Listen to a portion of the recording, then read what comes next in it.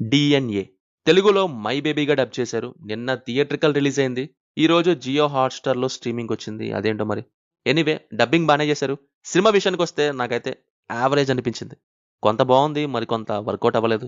Main thing ఏంటంటే మంచి plot line తీసుకున్నారు థ్రిల్లర్‌కి సెట్ అయ్యేలా. బట్ అది ఒక గంట. అంటే సగం వరకు మాత్రమే ఇంట్రెస్టింగ్‌గా వెళ్ళింది ఎక్స్‌పీరియన్స్ వైస్. ఏంటి ఏమైందనేది మాట్లాడే ముందు జానరా ఏంటంటే మెడికల్ థ్రిల్లర్. అప్పుడే పుట్టిన శిశువు, హాస్పిటల్, క్రైమ్ వీటి చుట్టూ ఉంటది. నార్మల్‌గా మెడికల్ బేస్ మీద థ్రిల్లర్స్ అంటేనే చాలా రేర్‌గా వస్తాయి మన దగ్గర. ఇయర్‌కి ఒకటి లేదా 2 ఇయర్స్‌కి ఒకటి అన్నట్టుగా.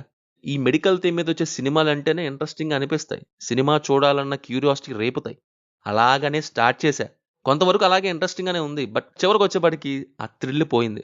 యాంటాగనిస్ట్ సైడ్ నుంచి అంతా బావుంది. బట్ హీరో సైడ్ నుంచి అంటే కమర్షియల్‌గా వెళ్ళాలనే పాయింట్‌లోనే ఎగ్జిక్యూషన్ కాస్త దారి తప్పిందనిపించింది. సినిమా ఎప్పుడైతే హాస్పిటల్ సైడ్‌కి వెళ్తుందో